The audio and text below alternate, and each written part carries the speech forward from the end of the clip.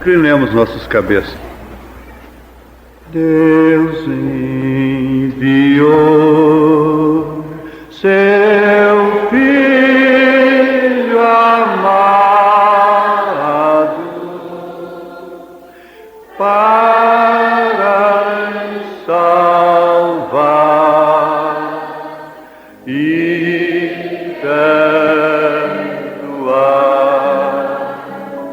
Na cruz morrer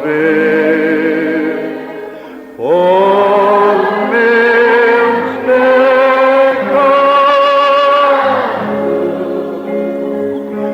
mas ressurgir e vivo com o Pai está.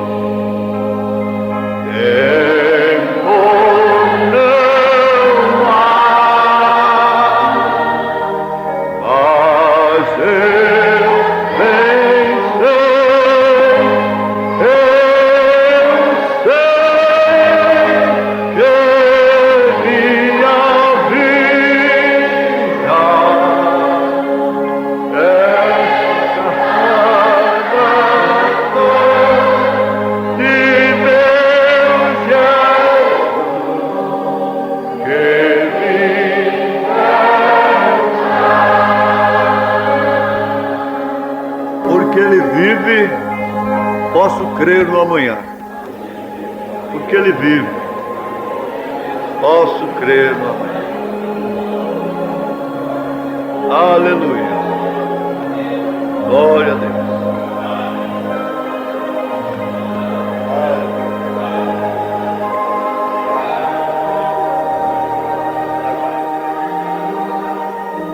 Aleluia. Glória a Deus.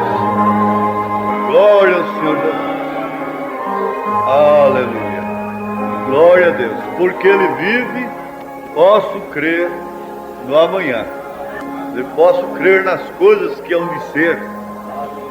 Posso crer nas coisas futuras. Quantos creem? Aleluia. Glória a Deus. Quando você diz que crê, Isso deve corresponder lá dentro. E Satanás fica desmascarado com essa confissão. Você tem força de levantar uma mão, isso é contra a lei da gravidade, e dizer: eu creio, eu posso crer, eu creio. Amém. Esse foi o lema do irmão Branham para a noite. Glória a Jesus. Nós vamos ler a Bíblia. João capítulo 1, verso 21. E disse: nu saí do ventre de minha mãe, e nu tornarei para lá. O Senhor o deu, e o Senhor o tomou. Bendito seja o nome do Senhor.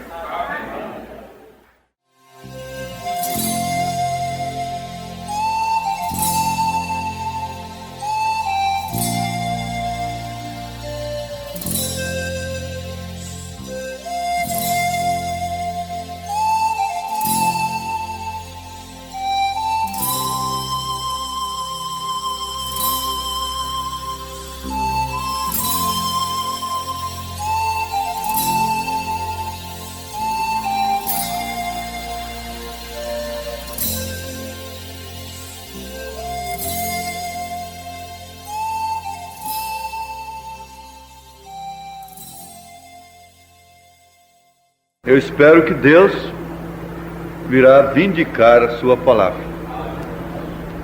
Eu estou mais querendo assim. Eu estou querendo falar menos e pedindo a Deus que vindique mais. Que o Senhor vindique a palavra, vivifique a palavra nos nossos corações. Esta mesma palavra diz que Ele enviou a palavra e o sarou. Salmo 107. O ninho da águia é feito por ela, é claro, ela que faz o seu próprio ninho, mas ela o faz de espinhos. Aquele ninho fica uma coisa muito incômoda, porque tem espinhos, tem pontas de paus. Agora é certo que antes de pôr os ovos ali, a águia, que só come carne fresca, ela própria mata, rasga com seu bico. A palavra águia já quer dizer rasgador com o bico. Então, ela põe uma ovelha, um coelho, e ela tira o seu couro e põe ali, amacia o ninho, de forma tal que quando os seus filhotes bicam a casca e vêm à luz, eles estão num lugar muito macio, na verdade. E ela vem e os alimenta bico a bico. Ela joga o alimento dentro do bico deles. Eles só têm o trabalho de engolir. Mas acontece que tudo que se alimenta cresce. E na medida que vão crescendo, vão também adquirindo penas. E aquelas penujas, aquelas coisas, fazem um filhote uma coisa tão feia, aquela cabeça grande, aquele pescoço pelado, aquele corpo pelado, começa a criar penas, plumas e assim por diante. Então, quando chega o tempo próprio daqueles filhotes saírem do ninho, e eles terem que ter uma experiência própria com os ares, com as alturas, e adquirirem a sua própria alimentação, então ela, a mãe águia, vem e faz uma coisa que aparentemente é muito má para eles. Às vezes a pessoa não entende quando uma mãe, um pai, está trabalhando assim com seus filhos. Vem e tira aquilo que está maciando o ninho, porque eles estão ali com a vidinha bem acomodada, e tudo está bom. Para todo lado que eles viram, está macio. Isto quer dizer, Deus está abençoando. E não tem nada de errado, parece, com eles. Mas coitadinhos, eles não sabem que vão passar por um grande apuro. Mas apuro este que os levarão a uma glória muito maior, a uma experiência muito mais excelente do que ficar ali somente dentro de um ninho recebendo alimento no bico. Isso os faria uns verdadeiros parasitas, e eles não teriam vida em si mesmos. Eles nunca conheceriam os altos pícaros da rocha e as alturas, e eles nunca teriam a sensação, o prazer de apanhar um cordeiro. E você sabe que aquilo que você come adquirido com sacrifício é mais gostoso do que aquilo que você come de graça. Você sabe disto? Que o pão na mesa do valente trabalhador tem muito mais valor do que na mesa dos esbanjadores, que não sabem quanto custa aquilo. Não há coisa melhor do que você comer um peixe que você mesmo pescou. Não há coisa melhor do que você comer uma caça que você mesmo caçou. Não há coisa melhor do que você comer um alimento que você mesmo ganhou, que você mesmo preparou. Isto é importante. Agora, há tempo para todas as coisas. Mas o que eu quero afirmar é isto. Parece que ela tem uma atitude descaridosa com eles. Coitadinhos, eles agora vão se deitar e se espetarão nos espinhos. Quer dizer, não terão a cama que tinham antes. Mas ela sabe melhor do que eles o que ela está fazendo por eles e para eles. Então ela vem e os toma em suas duas asas. E ela, naturalmente, na sua linguagem, diz para cada um deles: vocês se agarrem nas minhas penas. As minhas penas são suficientes para sustentá-los. Não temam. Não tentem fazer nada por si mesmos, mas simplesmente se agarrem.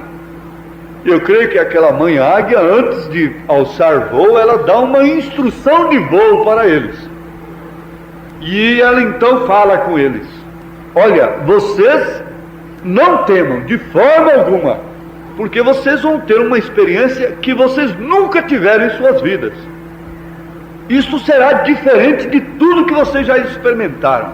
Na verdade, vocês já saíram ali fora, já tiveram um avivamento pentecostal, vocês já pularam ali na grama e tudo mais. Mas vocês agora vão ter uma experiência muito mais avultada, muito mais significativa. Até ali, eles não chegaram ao ápice da manifestação de sua natureza de águia.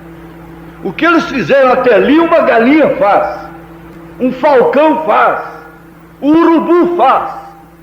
Mas agora eles vão fazer coisas mais do que os urubus fazem, mais do que os falcões, porque eles vão numa altura que pássaro algum pode ir.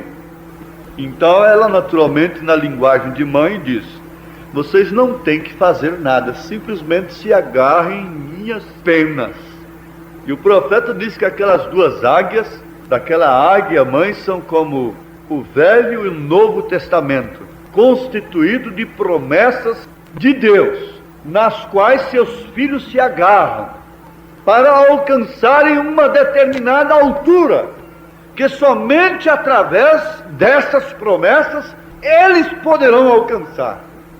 Ora, irmãos, isto não é simplesmente bonito, isso deve ser empolgante, isso deve ser uma coisa que consolida, isso deve ser uma coisa que faz vigas de concretos na nossa fé. Isso deve ser coisa que estabelece a fé de um cristão. Então, ela ganha altura, ela sobe por muitas vezes. O irmão Brano observou aquilo com seus binóculos. E lá em cima, numa altura que nenhum urubu pode ir, está tudo bem.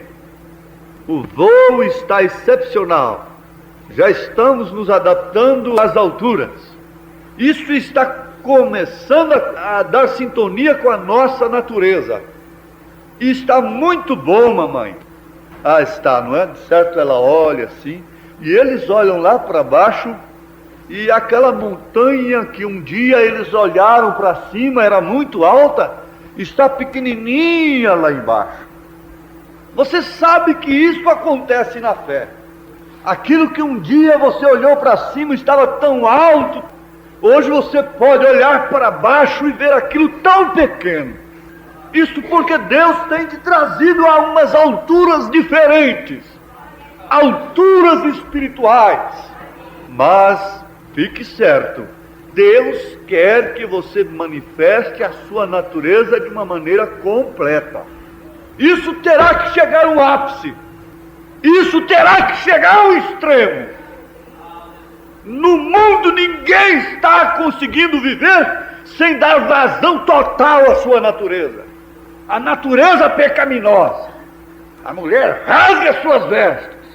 O homem se imerge no pecado, no vício. E ninguém pede que o homem dê vazão total à sua natureza. Mas, por outro lado, ninguém impede, ninguém impedirá que esta noiva também venha dar vazão total à sua natureza. Manifestação absoluta, total, da natureza de águia, da natureza de Deus. Agora, eles não têm que fazer nada, ali não tem que ter nenhum intérprete, ali não tem que ter nenhum filhote mais sabido do que o outro. Não, não, não. E eles estão seguros, e o passeio está muito bom, e a montanha que era muito alta quando eles olhavam para cima está pequenininha, está lá embaixo. Ora, nenhum urubu pode estar nessa condição que nós estamos aqui, um pode gorjear com o outro. Veja, nenhum deles pode vir aqui onde nós estamos, nenhum falcão pode fazer isto. Onde estávamos ontem? Onde estamos agora? Que coisa maravilhosa! Podemos estar livres no espaço e nada nos impede. Oh, que brisa gloriosa! Oh, que poder, que coisa diferente! A nossa mamãe tem feito por nós. Sim, eles estão ali. E um olha para o outro e dá uma risadinha para o outro, quem sabe qualquer coisa assim, e um mostra uma coisa para o outro e assim. Mas de repente ela tira uma rasante, golpeia assim no ar e lança fora. E quem pode entender aquela operação? Ninguém. Mas ela sabe que ela é uma águia, e ela sabe o que ela está fazendo. Ela sabe que ela não está precipitando os seus filhotes. Ela sabe o que ela está fazendo. E quando ela golpeia aquilo no ar, e que o solta, então pode-se ver um para o outro e outro. E ela simplesmente tira umas gargalhadas e dizendo: bate as suas asinhas, faço assim, faço assim. E um começa a perder a altura, ela volta ali e diz: vamos, rapaz, suba! Vamos, por que está você perdendo a altura? Vamos! Você tem que voar como eu. Isto é vida em si mesmo. Isto é ser como Cristo. Tem que dar vazão a esse mistério. Deus em Cristo, Cristo na igreja. Não é somente num homem ali, não é somente num Cristo aparecido ali ou acolá, mas isto é vida nos próprios filhotes.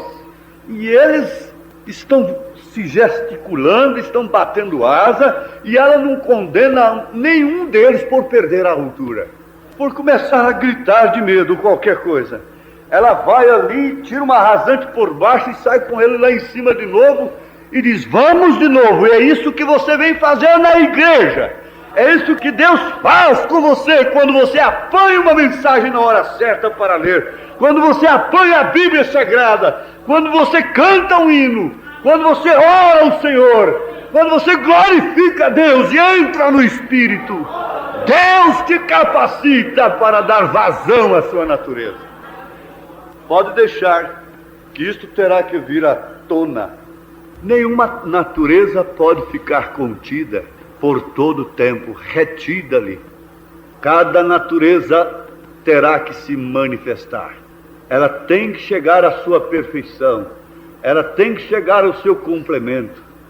Ela ontem foi uma menininha, hoje ela já está na idade da puberdade, ela é já uma adolescente, e ela já teve um susto na sua vida, e sua mamãe a orientou, e etc. E ela vai crescendo, ela tomou forma, e ela já sabe o que é ser uma dama. E ela está se preparando para ser uma esposa, e logo ela tem outras experiências do casamento, e logo ela é uma mãe de família. E assim é a igreja. Não pensem vocês que estamos parados. Pode haver um contragolpe, pode haver uma coisa qualquer, e Deus quer, isso é da própria natureza dele, manifestar-se em você. Amém. Nós vamos aqui. Se você possui olhos para ver, você verá as coisas como elas são. Se você não possui a vista, ou se você não tem uma boa vista, uns bons olhos, você poderá ver coisas como elas não são. Elas não são da forma que você está vendo. Se você tem uma boa visão, você verá as coisas como elas são. E quando chega a perder a visão de tudo, elas não veem nada. Então vemos que a luz do entardecer está aqui. E o que adianta ter luz se você não possui nenhum olho para ver como se ajeitar por aí? O que é a luz do entardecer? A luz acende para revelar algo. Não é isto correto? Se há algo aqui que você está sentindo e você não pode compreender o que é na escuridão, então acenda a luz. É para revelar. O que é para Malaquias 4 fazer? Vem fazer a mesma coisa. O que era para fazer a abertura dos 7 selos? Se você não tem nenhum olho, então qual é a atitude da revelação? Tem que haver olhos primeiro para ver. Não é isto correto? Estamos na era do olho. Teremos que ver. E teremos que ver as coisas da maneira que elas são, de fato. E você não poderá ver, ainda que seja sua mãe, ainda que seja seu pai, ainda que seja seu filho, ainda que seja sua filha, que seja seu marido, o ente mais querido. Você não pode vê-lo de uma maneira enganosa. A águia nunca vê um filhote de urubu e diz: este é meu, agarra aqui nas minhas asas e vamos subir. Essa luz está combinando diretamente com a natureza, porque a águia pode ver lá de cima, onde ninguém pensa que tem uma águia. Ela pode ver um pequeno ratinho aqui na terra. Agora, isso é porque a sua natureza está conjugada com uma agucidade, com uma visão tremenda. Ora, Deus não pode dar uma visão mais do que aquela que o urubu tem para o urubu. Ele não pode dar uma visão maior do que aquela que o falcão tem para o falcão. Mas ele deu uma visão para a águia de acordo com a sua natureza. Porque isso não é para quem quer, não é para quem corre, é para quem Deus chama, é para quem tem nascido neste reino, sob esta natureza de Deus.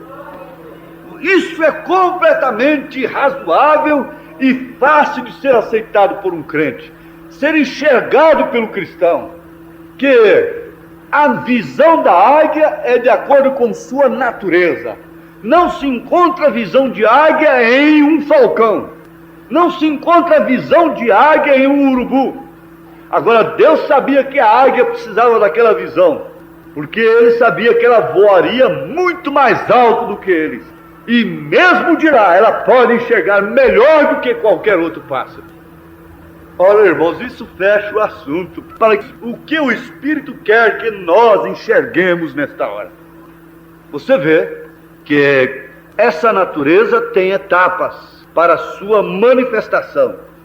Ela esteve dentro de um ovo, nasceu num ninho macio, tirou as peles que amaciavam o ninho, e logo teve ali um bater de asas, tirou as plumas, e logo teve um avivamento pentecostal ali embaixo, na grama verde, mas logo ela teve uma experiência de se agarrar nas penas de sua mamãe e ir nas alturas. Isto é sua natureza. O urubu não faz isso com seu filhote. É diferente. Cada um segundo a sua natureza. É por isso que essas mamães estão procurando mostrar para as suas filhinhas, mesmo novinhas como são, que elas devem vestir-se como mocinhas cristãs. se portarem, não terem agonia com roupa no corpo. E esses papais estão mostrando isto com todo carinho. Estão mostrando porque a cobra cria as cobrinhas segundo a natureza de cobra. A ovelha cria as ovelhinhas segundo a natureza de ovelha. A vaca cria seus bezerros segundo a natureza de vaca. Você vê ali aquela porca só com o focinho de fora e os seus leitãozinhos de lado ali, todo lambuzado de lama. E só a mamãe, ela filhinhos e tudo bem, aquilo está o batismo deles, o batismo da natureza. Ali está a hora de recreio, ali está o prazer deles. E é lama no corpo, e só o focinho de fora. Mamãe, mas que coisa boa o senhor nos deu! Que coisa mais gostosa essa laminha fresca, fedidinha como está. Que coisa gostosa, mamãe. Ela está dando para seus filhos aquilo segundo a sua natureza. Mas a águia está dando outra coisa, porque a natureza dela é diferente. Na verdade tem essas etapas, mas há uma altura a alcançar. E há um golpe para se receber nessa altura, porque tem que ver vida em si mesmo, Cristo manifestado nestas águias. Não serão filhotes mais, é um bando de águias, águias que podem alçar voos, deixando os esquilos chirleando, abrirem suas asas, não discutirem, não contenderem, não maldizerem, e somente ganhando as alturas e dizendo com aquela cena: fica aí, pequeno esquilo, chirleando segundo sua natureza também.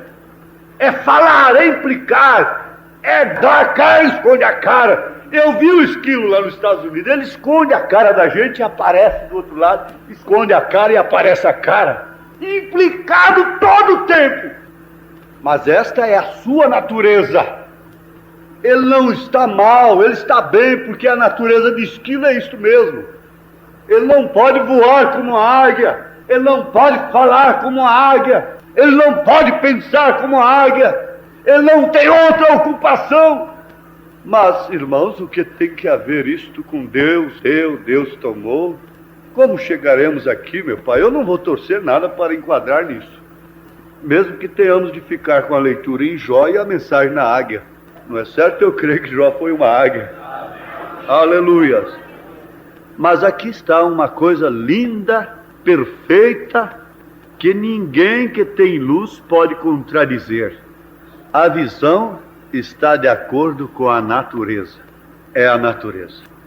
Agora, nós vamos então, no caso, para este outro tópico. Havia um homem na terra de Uz, cujo nome era Jó. E este era um homem sincero. Que coisa boa. Há tantos nomes escritos na Bíblia, como Alexandre Latueiro e Judas. No Velho Testamento tem tantos nomes, Balaão, Esaú. Mas o que está escrito a respeito de Jó é que era homem sincero, reto. Ora, isso é tremendo, não é? Por isso Davi disse: cria em mim, ó Deus, um coração puro, renova em mim um espírito reto, e não me lances fora da tua presença, nem retires de mim o teu Espírito Santo. Ele falou isso naturalmente rasgando o seu coração. Ele orou naturalmente rasgando a sua alma. Ele sabia perfeitamente o que significava a sua retidão com Deus. E aquilo estava ferido, e ele estava magoado. Quem sabe, às vezes nós ficamos feridos quando a nossa retidão foi ferida. Ela sofreu um transtorno.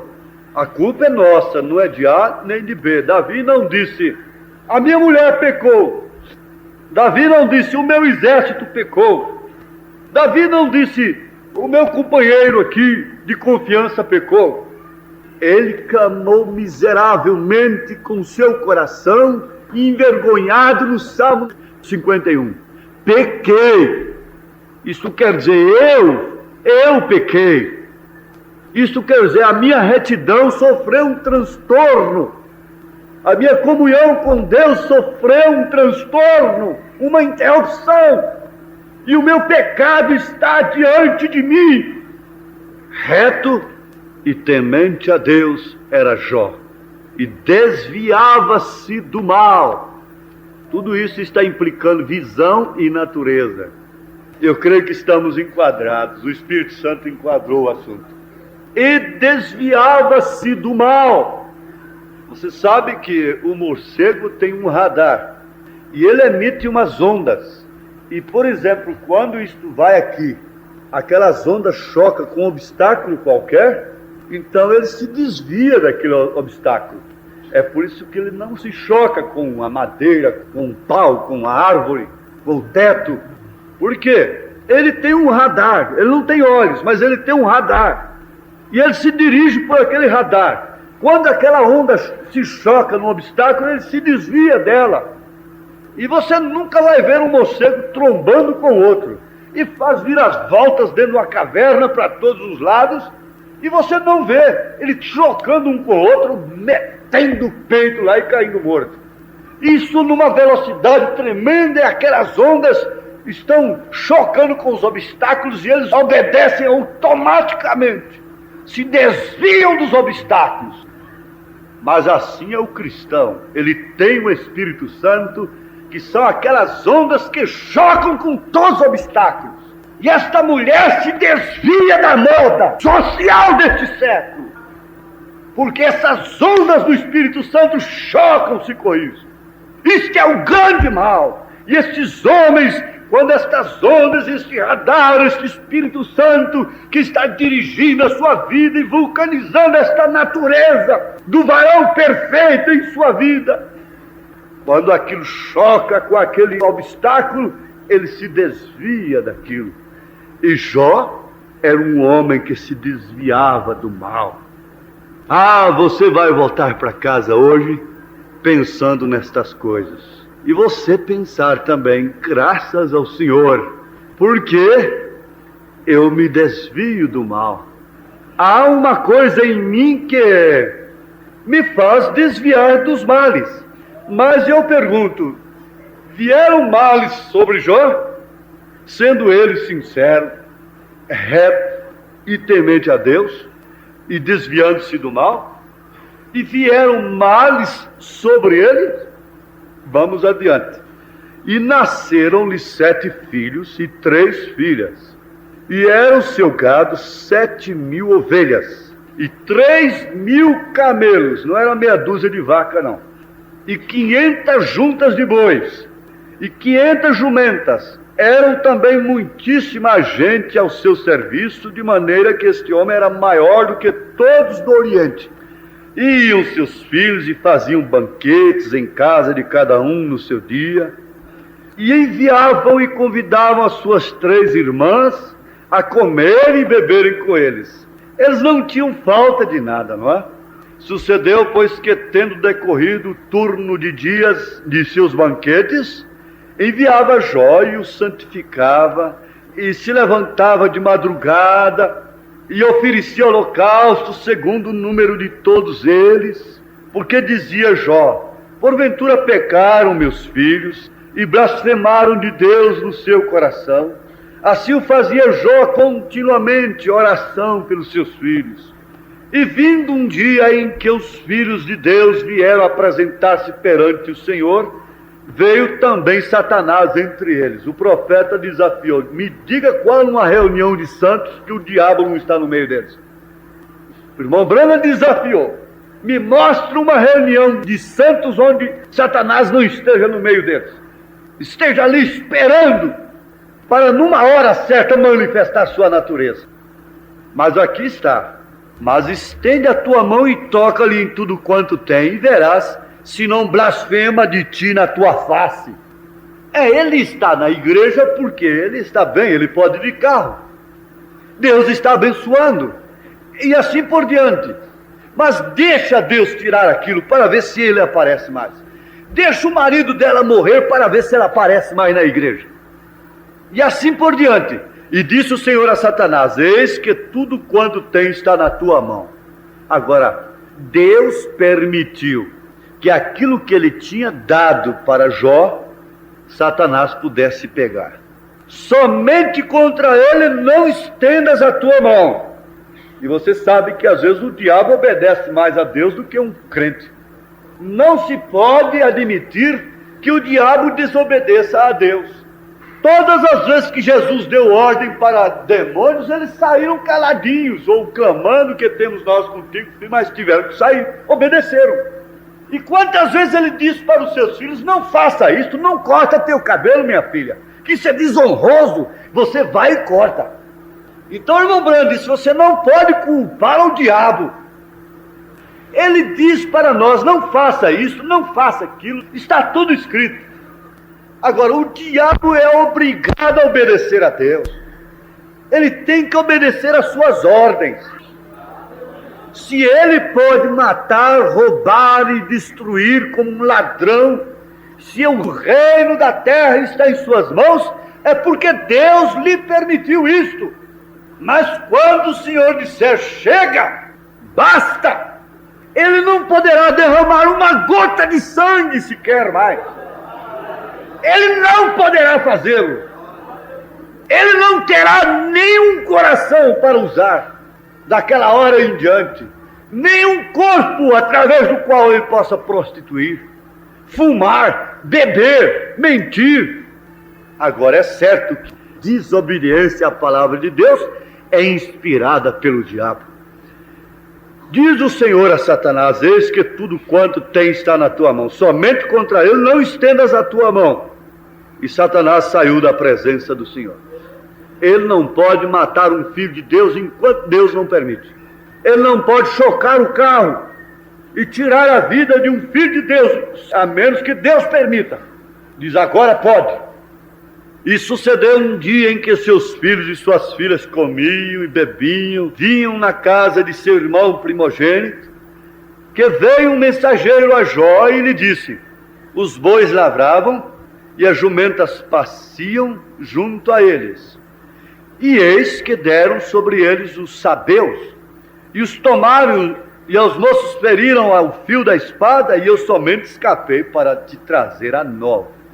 Estando este ainda falando, veio outro e disse: fogo de Deus caiu do céu, e queimou as ovelhas e os moços, e consumiu, e só eu escapei para te trazer a nova. Aquele escapou só para trazer a notícia para Jó. É muita gente que foi salvo só para isso, só para dar notícia de quem caiu, do que o diabo fez. E ele diz assim, sem luz, sem olhos, sem visão. E aquilo estava combinando com a natureza dele em dar aquela notícia.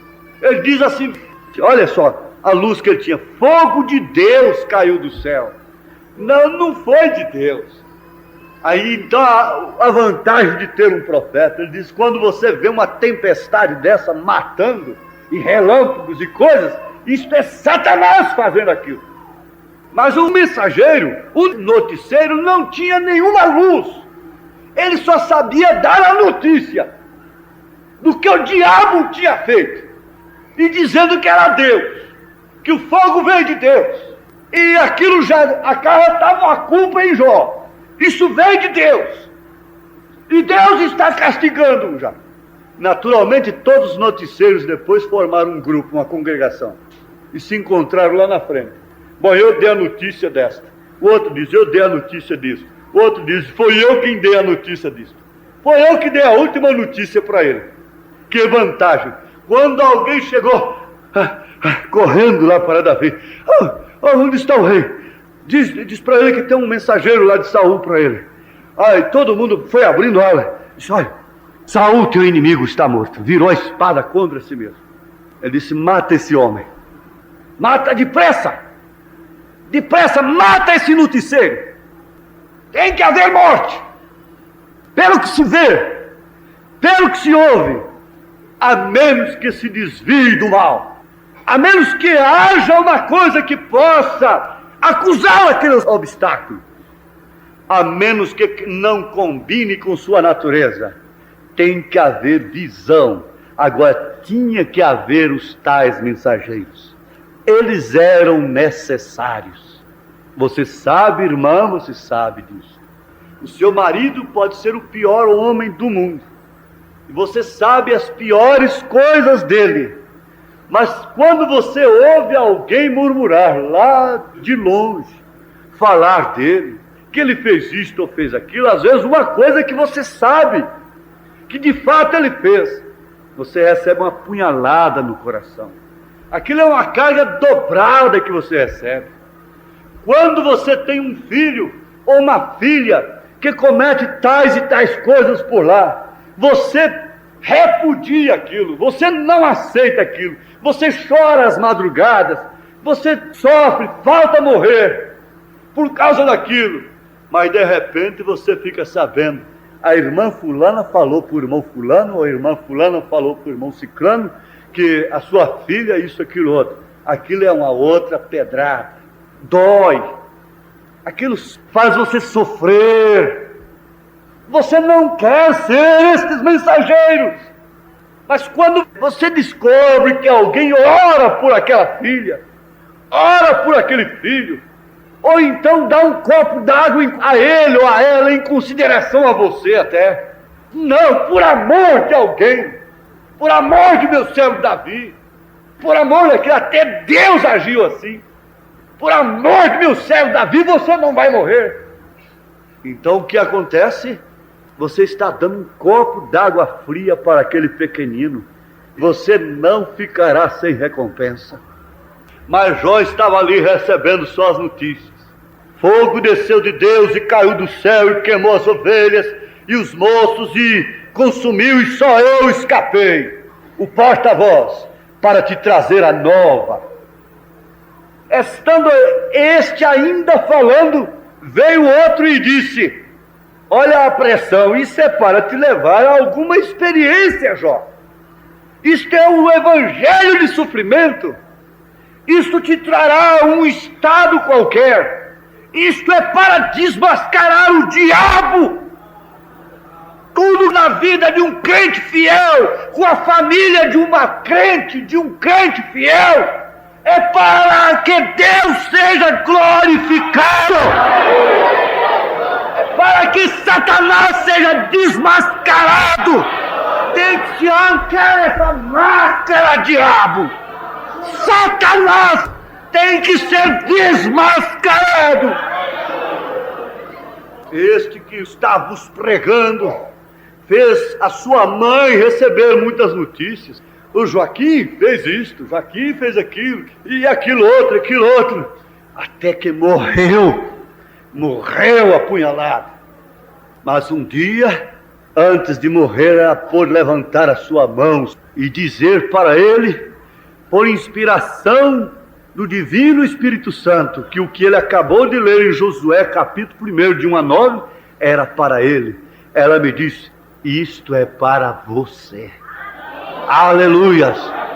E naquela hora, a máscara do diabo caiu.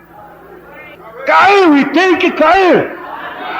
Você tem que chegar à conclusão: quanto maior a pressão, maior é o tiro.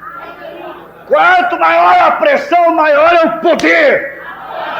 Maior é a queda do alvo que resiste àquele tiro, daquilo que comprime aquilo. Deixe escapar a pressão e verá o que faz uma tampa de panela. Deixa que isso venha explodir. Ah, sim! E Satanás estava cheio de si, e ele podia tirar um documento e dizer: eu estou aqui com a credencial para acabar com tudo que este homem tem. Eu estou com a credencial, eu estou autorizado a constituir noticieiros, eu estou autorizado a ungir-los com o meu espírito de fuxiqueiros, eu estou autorizado a ungí-los com o meu espírito de Beelzebu, para dizer: só eu escapei, só eu que era justo, comigo não acontece isto.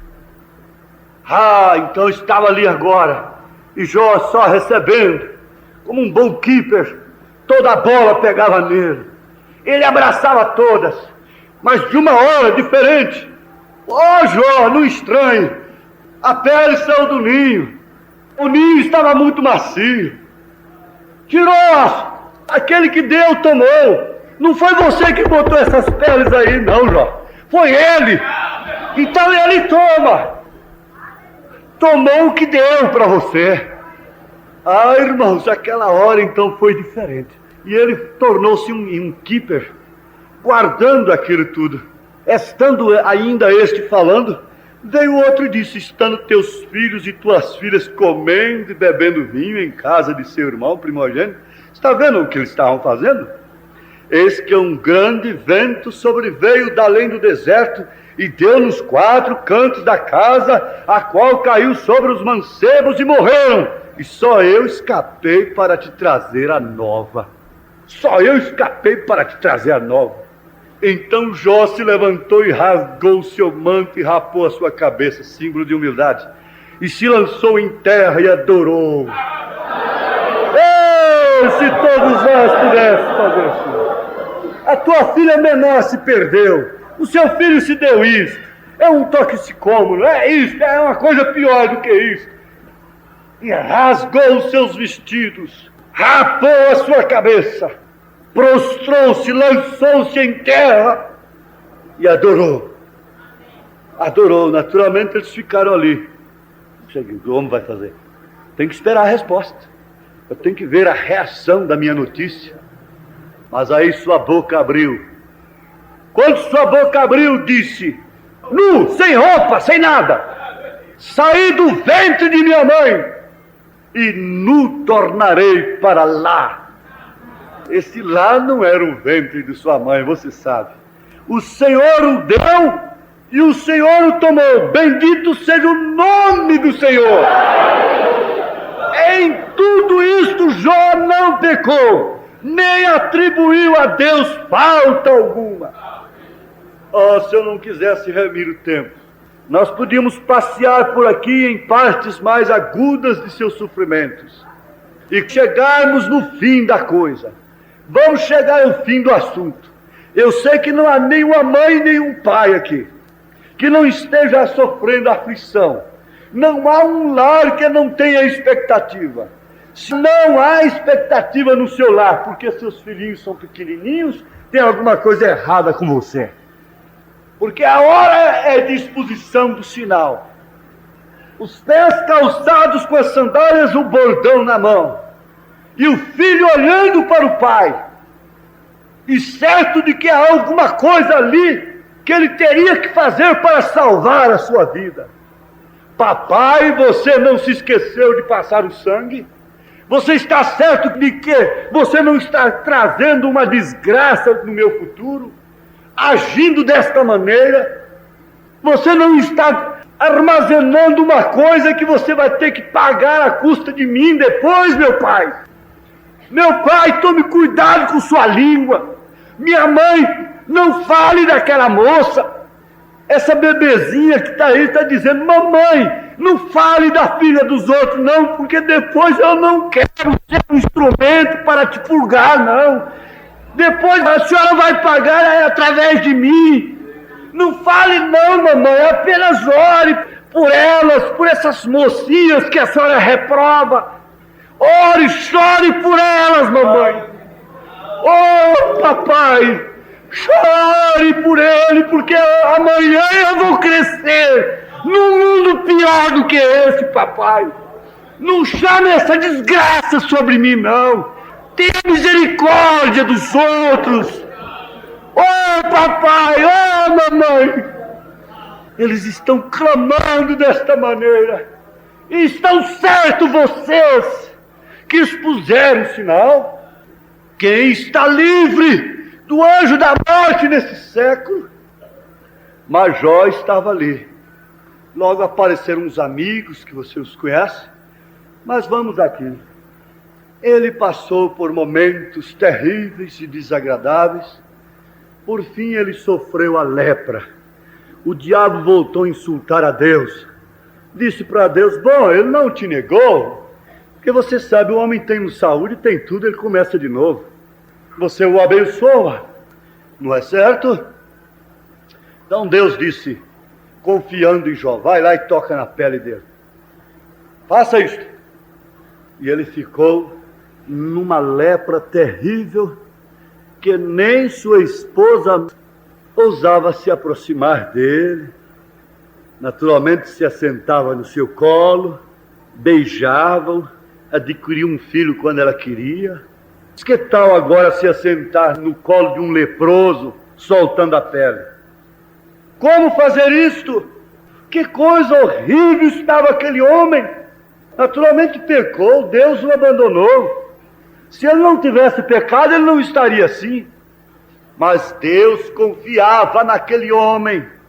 Deus conhecia sua natureza. E ele sabia que Jó tinha olhos, tinha visão para ver além do seu sofrimento.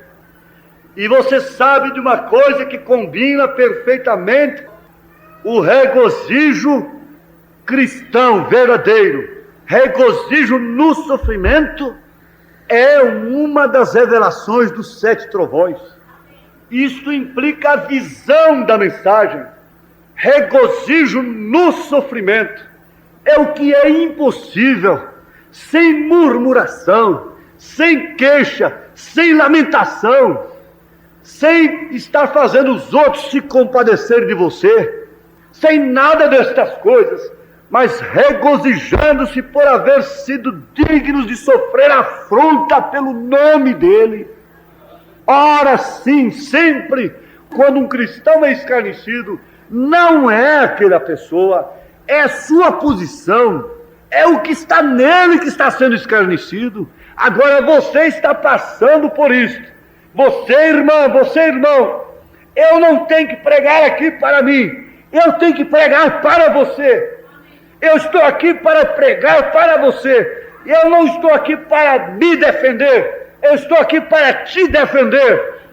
Essa é a missão de um verdadeiro profeta de Deus, da maneira que o irmão Brano ensina, um verdadeiro pregador. Então aqui está. Quando tudo aconteceu e que ele ficou leproso, tudo doía na sua carne, tudo ele ressentia, sentia lá na sua ferida, e ele podia raspar com um caco de telha, e aquelas coisas, por cima das notícias, por cima das murmurações, por cima dos insultos, desprezo da esposa e mais outras coisas, e parecia que Deus o havia esquecido. Mas lá estava o Jó ainda esperando. A sua visão estava dizendo: eu sei que o meu Redentor vive. Ele, de acordo com a sua natureza, enxergava que um dia ele colheria aquela poeira cósmica, na linguagem do profeta. Ele diz assim: o corpo de Jó podia ser transportado em uma colher, apenas uma colher de potássio. Os seus ossos já haviam desaparecido, apenas uma colher de potássio na poeira cósmica. Um dia seria juntado novamente, e aquilo comporia novamente um corpo, e ele estaria naquela caravana que cortejaria Jesus Cristo para gritar: abre-te, ó portas! Quem é que vem aí? É o rei. Que rei é este? É o rei da glória. Ele estava naquela caravana. Mas e o Senhor virou o cativeiro de Jó e foi até o máximo. Ele tirou os espinhos, ele tirou o que amaciava o ninho, deixou que ele ficasse na angústia e no sofrimento, elevou às alturas espirituais.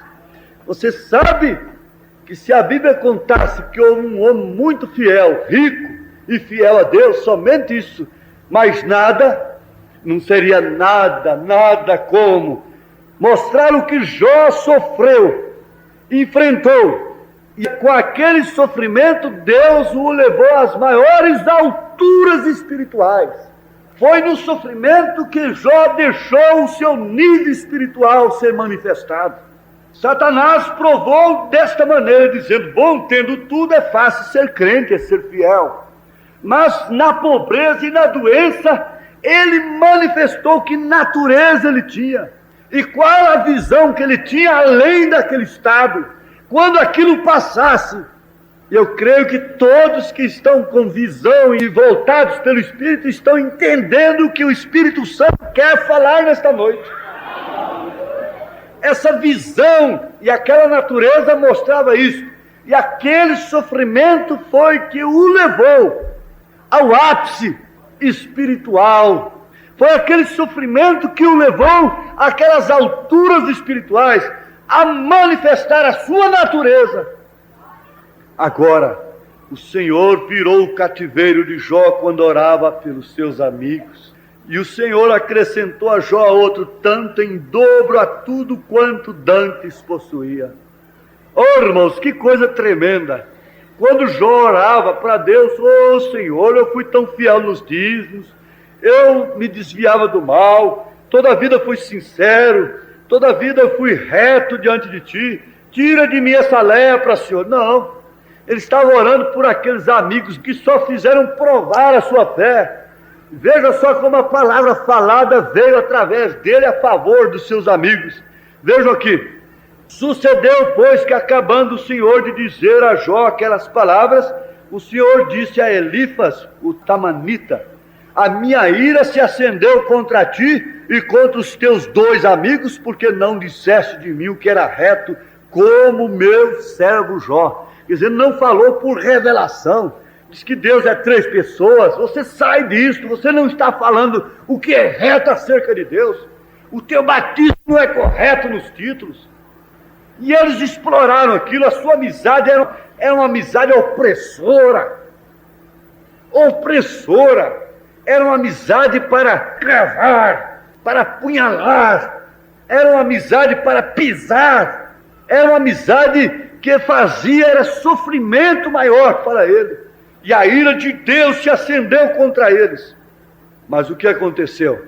Deus disse para eles: tomai, pois, 7 bezerros e 7 carneiros, e ide ao meu servo Jó, e oferecei holocaustos por vós, e o meu servo Jó orará por vós, falará a palavra por vós, intercederá por vós. Mas aquele leproso, aquele mendigo que está rapando a pele com um caco de telha que vai orar por nós, é aquele Jó ninguém que perdeu tudo? Sim, é ele mesmo.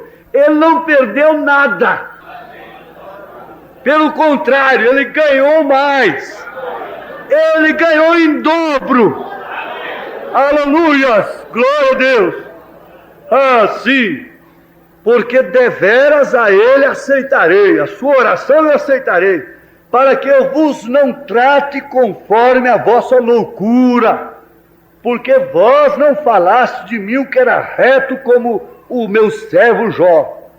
É a palavra falada, veja. Então foram Elifas, eles foram humildes, o temanita e Bildade, o suíta e Zofar, o namatita, e fizeram como o Senhor lhes dissera. E o Senhor aceitou a face de Jó, cheia de lepra, em sofrimento, em angústia. Oh, irmã, pense um pouquinho nisso. Você veja, aquilo tudo acabou com o que Jó tinha, que ele possuía. Acabou com tudo, mas não acabou com sua retidão, sua fé, sua esperança. Não acabou com sua visão acerca de Deus. Não acabou com sua visão acerca do outro lado. Eu sei que o meu Redentor vive, e um dia ele me chamará, e eu lhe responderei. Ele tinha visão da ressurreição, ele tinha revelação da ressurreição, ele tinha uma natureza que não podia mudar. Você tranca uma águia na gaiola, o irmão Brana viu lá no jardim zoológico, e ela estava toda estragada, depenada assim, de enfiar o pescoço na grade lá para sair, e essas pontas das asas aqui feridas, mas ali estava. Ninguém pode mudar a sua natureza, ninguém pode mudar a natureza de uma águia, ninguém pode mudar a natureza de Daniel, lá no reinado de Nabucodonosor. Isso é certo. Nenhuma prisão pode mudar a natureza de uma águia. Ninguém mudou a natureza de Daniel. Ninguém pode mudar a natureza de Sadraque, Misaque e Abednego. Ninguém pode mudar a natureza de José. O sofrimento não pode. O irmão Brana disse, ali estava um rapaz que tinha razão para alegar diante de Deus: eu fui tão fiel a ti, por que tu permitiste que isto acontecesse? E eu vi cair neste calabouço. Mas lá ele não fez isto. Ele não orou perguntando a Deus por que aquilo, por que ele havia permitido aquilo. Não mudou a sua natureza. A lepra, a pobreza não mudou a natureza de Jó. Agora, como pode? Satanás é assim: se você é pobre, ele procura te enriquecer. Se você é rico, ele procura te empobrecer, para te jogar contra Deus. Ele faz você prosperar também, para ver se te separa de Deus, para ver se tira da sua posição, daquele posicionamento que Deus te deu. Mas é a sua natureza que vai respondê-lo. Quando o diabo usou a sua mulher para dizer: amaldiçoa este Deus e morre, ele respondeu incontinentemente: você deveria estar entre as loucas. O que pôde mudar a natureza destes homens? O que pôde mudar a natureza daquelas mulheres? Nada pode mudar a natureza deles, e nada poderá mudar a minha natureza. Ainda que eu queira ir para o inferno, não tem jeito de eu ir para o inferno, porque o inferno não foi feito para mim. Ainda que você queira ir para o inferno, meu irmão, não tem jeito. Ainda que você deseje ir para o inferno, você não vai. Aleluia! Não tem jeito. Eu estou falando de uma semente eleita. Estou falando de uma águia de Deus. Estou falando de quem tem natureza e visão de águia. Enxerga as coisas. Você sabe, aqui não é teu lugar. Se ela se põe ali, ela diz logo: isso não fica bem para mim. Eu vou tomar um prejuízo com esta roupa. Isso eu não porei. Como uma cristã, isso não fica bem para mim. E eu estou envergonhada e eu não posso estar na presença de Deus, porque eu estou envergonhada desta roupa. Essa natureza está em você lá dentro. É que não combina. E assim por diante. Olha a ordem progressiva das coisas. Preste bem atenção. Eu não quero dar um grande discurso. Você faz a síntese da mensagem. De todos os modos, a visão é de acordo com a natureza. E lá daquele abismo Jó podia ver que um dia o Senhor o chamaria e ele lhe responderia. Isso é visão. É a visão da águia. Ele tinha olhos que podiam enxergar as coisas como elas são. Mas vejam a ordem progressiva dentro da Bíblia.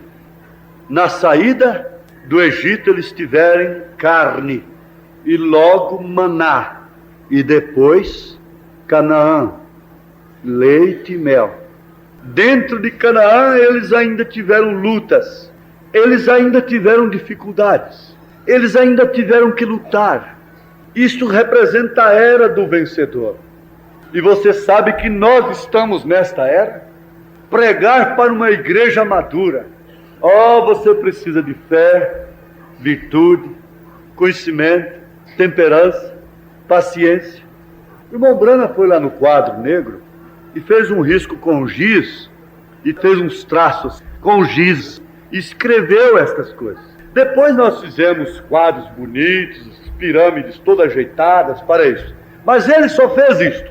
Foi ali no quadro pregando e riscou lá assim com a mão e fez assim, 7 traços. E pôs ali a pedra de coroa. E aquilo era uma coisa muito simples. Mas não se precisa pregar fé, virtude, conhecimento, temperança, paciência, piedade e amor fraternal para uma igreja que está de fato na era do vencedor. Porque você sabe que isto são virtudes que foram manifestadas em cada era, conforme o profeta ensinou. Éfeso foi a fé, e assim por diante. A outra foi virtude, a outra conhecimento, a outra... Agora, isto na verdade se reúne no corpo de Cristo, como a natureza de Jesus Cristo. Aquilo é a natureza do Senhor. E não adianta você dizer, de hoje em diante eu vou ter paciência. De hoje em diante eu vou ter intemperança por causa da mensagem que eu ouvi. É engano. Você não terá, você terá 3 dias só de paciência. E logo você está no velho moinho. Isto aí é um propósito humano. Mas esta fé é de Jesus Cristo. Essa virtude é de Jesus Cristo. Essa temperança, esse conhecimento é de Jesus. A temperança é de Jesus Cristo. A paciência é de Jesus Cristo. A piedade é de Jesus Cristo. O amor fraternal é de Jesus Cristo. Isto há de ser manifesto nesta era do vencedor que está entre a pedra de coroa e a pirâmide. Você tem a mensagem estatura do varão perfeito. Você pode ver isto perfeitamente. E eu não sou nenhum mestre, eu não quero ensinar isso aqui por um capricho e intelectualizar a coisa e ficar impregnado só nessas coisas, e isso e aquilo outro. Eu não quero isso, eu estou cansado de ouvir isso. Isso cansa a igreja. Isso é um batedor apenas. Leva essas águias às alturas e dá o golpe, e elas aprenderão a voar nesta era do vencedor. E é isto que Deus fará, está fazendo com a igreja. Agora eu vou fazer uma declaração aqui, que eu sou responsável por ela, não com assim diz o Senhor, mas eu sei que um dia isso será confirmado pelo profeta de Deus. E vocês guardem bem isto. Se essas virgens dormem juntas, de acordo com Mateus 25, quando se acordam, é que vão sentir falta dessa estatura. Quando se acordarem, é que vão sentir falta dessa estatura. É que vão sentir as suas loucuras no falar. É que vão sentir as consequências de suas naturezas terrenas. É que vão sentir a consequência de não terem se enchido do Espírito Santo. Oxalá que todas não estejam dormindo nesta hora. E logo virá um grito: eis aí o noivo, saí-lhe ao encontro. Então haverá um despertamento na igreja. Mas então o que a pessoa vai encontrar? Vai encontrar é que tem que acertar. Eu queixei da irmã, eu falei da irmã, eu não fui temperante, eu não fui paciente naquele negócio. Estas virgens, então, põe a mão na minha cabeça, ore por mim. Eu perdi o espírito de oração, eu não dou conta. Do jeito que você dormiu, você vai acordar. Se você dorme como um fuxiqueiro, um conversador, uma fuxiqueira conversadeira, você acorda como fuxiqueiro conversador, fuxiqueira conversadeira. Sabia disto? Você dormiu um sono, mas acordou fuxicando. Você tem a mesma natureza. Você acorda sem o Espírito Santo. Então ele diz: é urgente, é apressante. Se tem que haver um desespero, é agora. Oh, será que Deus tem que permitir que Satanás entre no nosso meio e nos disperse, ou a lei nos ponha fim? E há muita gente esperando nisso. E às vezes isso não acontece. Esse não será o golpe do diabo para essa nação. Ele disse: estas portas se fecharão, se referindo ao tabernáculo dele. Ele não falou que todas elas se fechariam. Satanás tem muitas artimanhas. E quando se ouvir o grito: eis aí o noivo, saí-lhe ao encontro, seria um despertamento. E Amós então vai se cumprir, capítulo 8, verso 11. Correrão para cima e para baixo, com fome e com sede, mas não com fome de carne, nem com sede de água, mas por ouvir essas mensagens que te cansou tantas vezes, que te deu sono, cansada de seu zelo por sua casa linda, que não pode ficar um mosquitinho ali, cansado de seus negócios, de abraçar o dinheiro, e estas coisas todas, e esquecidos, entenebrecidos, indiferentes ao que o Espírito estava falando. Eu creio que isto não há no nosso meio, mas essa fita está passando por algum lugar também, e que por onde ela passe, possa sacudir a todos, que seja um grito em tempo de se comprar azeite. Comprar quer dizer resolver sofrer aquela situação, sacar com aquela cruz, porque depois será tarde demais. Na verdade, nós não queremos é enfrentar aquela situação. Na verdade, nós não queremos é ser envergonhados. Na verdade, nós não queremos arcar com aquela cruz. Esta é que é a verdade. Se fugíssemos da aparência do mal, como Jó fugia, sem negar a cruz, como nós fugimos de assumir responsabilidades como cristãos, nós estaríamos em outro estado espiritual. Esta é a grande verdade. Mas vocês não merecem nenhum recanteio no canto da parede. Vocês são filhos e filhos de Deus. Você sabe que quem fará esse movimento no coração é o próprio Deus. É a própria águia que faz isto. Ele te golpeará nessas alturas e te soltará no espaço. E você pensará que está caindo, mas é engano seu. Ele te apara por baixo e vem e te diz: vamos, filha, vamos, bata as suas asas, mais uma forcinha, e você perceberá que você está numa altura própria para a sua natureza, própria. Oh, essa mensagem me faz sentir mal certas horas. Não, não é isto. Essas alturas não podem te fazer sentir mal. Você sente-se bem sendo uma cristã. Você sente-se bem no trabalho de se manifestar como um cristão. Você sente bem em assumir a responsabilidade e sofrer pelo nome de Jesus Cristo. Jó nunca desejou aquilo, mas Deus mandou para ele. Mas Deus tomou o que deu. Depois eu iria contar do irmão Brana sobre sua filhinha e como o diabo trabalhou no homem exterior, mas até que sai estaca lá de dentro, saiu e gritou: Satanás, Deus deu, Deus tomou. Estaria o Espírito Santo nos prevenindo, nos preparando para um voo mais alto nesta noite? Oh, sim. Eu não vou esperar me emocionar por isto, mas eu sei que nós estamos numa era de vencedor, com lutas.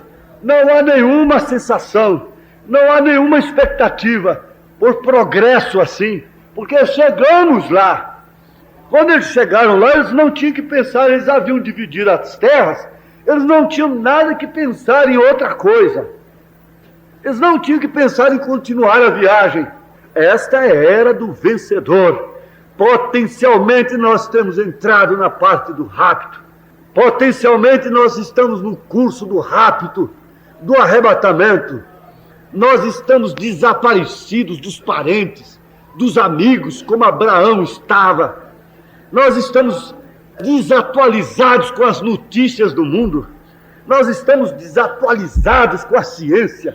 Nós estamos desatualizados. Abraão era um homem desatualizado com o que estava acontecendo em Sodoma e Gomorra. Ele apenas sabia que tinha um sobrinho lá. Mas o certo é, eu não sei, mas se houver tantos justos lá dentro, o senhor poupará a cidade. E foi assim até que chegou no número dele. Ora, você viu isto, você está desatualizada, desatualizado com o mundo. Mas tem uma coisa, Abraão estava desatualizado com o mundo e atualizado com Deus. Aleluia! Glória a Deus! Amém! A igreja está desatualizada com o mundo, está atualizada com Deus, com a palavra. Há um momento que nós estamos esperando, e isso infundirá aquele batismo. Quem foi fiel no mínimo será fiel no máximo. Receberá mais. Quem tem, ser-lhe dado. Quem não tem, até o que tem lhe será tirado. Eu creio que esse pouquinho dessa viúva, nessa seca tremenda, será multiplicado. E esse azeite se derramará por aí. E lambuzará. E eu direi aqui: ó irmão, aqui está seu olho de volta. Ó irmã, aí está sua perna de volta, que foi amputada. Aí está o seu braço. Aí está seu coração trabalhando normalmente. Aí está sua garganta livre. Às vezes a gente pensa: pois bem, se o irmão Brana estivesse aqui, eu levaria aquele irmão, aquela irmã lá nos Estados Unidos para o irmão Brana orar por ele.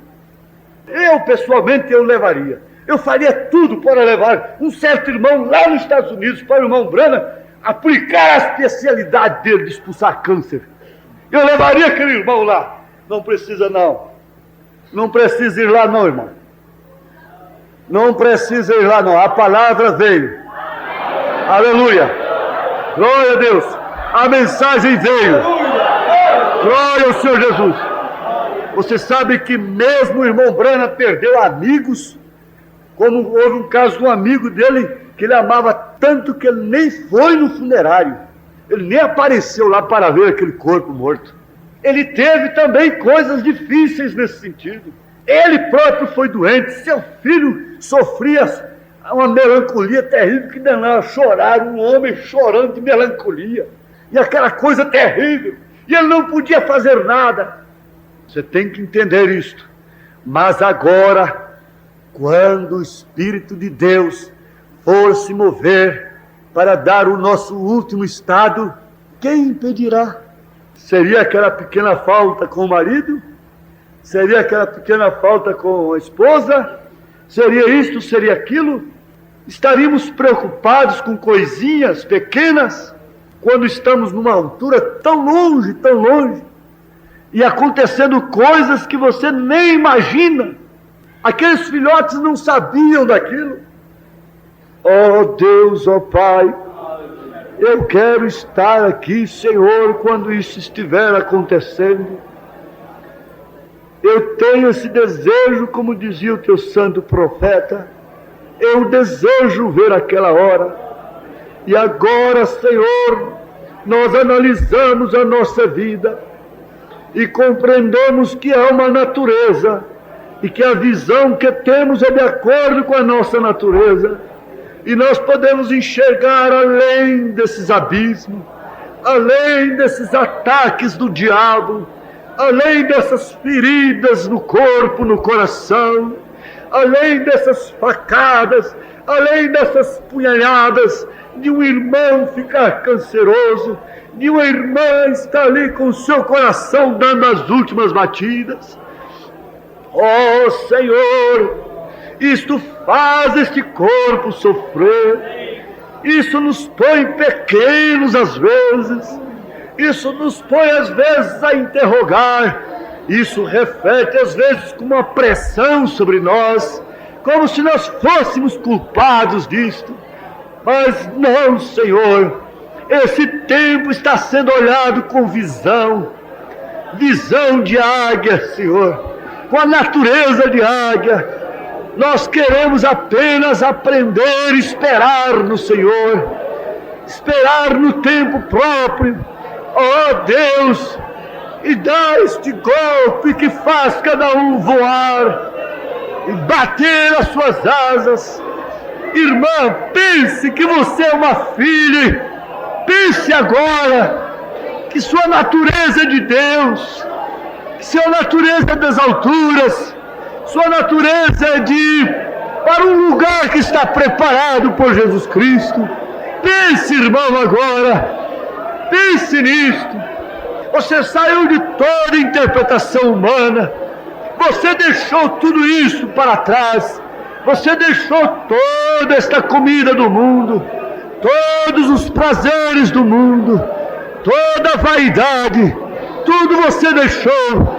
Deus te deu uma visão para olhar seu sofrimento como uma coisa passageira, as chagas no corpo, aleluias. Não queria dizer que o assunto estava encerrado, que aquele seria o fim de Jó. Não, aleluia, a visão que ele tinha era diferente da visão de sua esposa. A visão que ele tinha era diferente da visão de seus amigos denominacionais. Oh Senhor, esta visão combina com a nossa natureza. Deixa-nos passar por este espaço de tempo como virgens prudentes, como filhos de Deus, amando a Ti, amando a Tua palavra, amando uns aos outros, como o Senhor nos amou, em nome do Senhor Jesus Cristo. Agora, ó Deus, pela autoridade da Tua palavra, nós pedimos, ó Deus, ó Pai bendito, que nos dê essa autoridade para agora autorizar a toda raiz cancerosa, toda célula cancerosa, esteja em potencial ou esteja manifestada, seja desfeita agora. Aleluias. O profeta não está aqui, mas o Deus daquele profeta está aqui. Aleluia. A palavra está aqui. E se há fé no seu coração, amém. Seja feita agora segundo a sua fé. Seja o pior mal que esteja aqui, essa menina, essa criança doente, poderá ser recebida, completamente curada, restaurada. Amém. Você poderá voltar para casa se rejubilando, com mais dor ainda do que quando você veio. Mas daqui 72 horas, você receber o último estado desta coisa. Oh Deus, oh Pai, sei que estou entre leões, como disse o salmista. Sei que tem que vencer uma barreira grossa e pesada. Sei que há uma barreira diante de mim. Sei que há uma jaula prendendo filhos do Senhor. Sei que essas barras de ferro são grossas, mas o teu nome é poderoso. Que essas barras sejam abertas por aquele poder que tomou a vida do teu servo Elias. E essas barras de concreto possam se esmoronar e a incredulidade desaparecer. E, ó Deus, o Espírito Santo começar a agir no nosso meio, aniquilando tudo que é em parte, manifestando o que é perfeito. Senhor bendito, há mãos ungidas aqui neste lugar, há corações unânimes nesse instante, concordando, Senhor, porque a natureza e a visão é a mesma. Há uma visão olhando além do sofrimento, há uma visão olhando além dos abismos, das cataratas. Isto é como um avião passando por cima de crateras, de abismos, de serras, mas uma bússola indicando para um alvo plano e reto. Oh Deus, é agora, Senhor, o nosso tempo em oração é para que o teu Espírito rompa estas barras difíceis e que o teu poder possa ser manifestado, ó Pai, em simplicidade, em humildade, em amor, porém coragem no íntimo, não uma coragem externa com medo por dentro, mas com uma coragem íntima. Coragem, filha, coragem que você chegará lá. Coragem, filho, diga: sou um filho de Deus, ó Pai. Oh Deus, eu te agradeço pela natureza que tu me deste de filho de Deus, pelo coração que tu me deste, pela visão que tu me deste. Agradeça ao Senhor.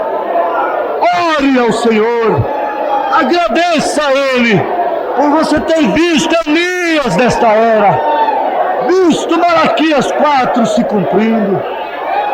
Oh, aleluia! Agradeça ao Senhor Deus. Tem você alguma coisa para agradecer? Tem, então agradeça. Aleluia! Aleluia! Aleluia! Glória a Deus. E disse: nu saí do ventre de minha mãe, e nu tornarei para lá. O Senhor o deu, e o Senhor o tomou. Bendito seja o nome do Senhor. O diabo só pode tomar aquilo que ele te deu nos erros lá no mundo. Mas o que Deus te deu, Ele não toma, Ele não pode tomar. Deus deu, Deus tomou. Deus deu a Isaac, veio e pediu a Isaac. Primeiro Ele deu a Isaac, para depois pedir a Isaac. Amém. Amém. Deus os guarde pelo seu poder. Glória a Jesus. Amém.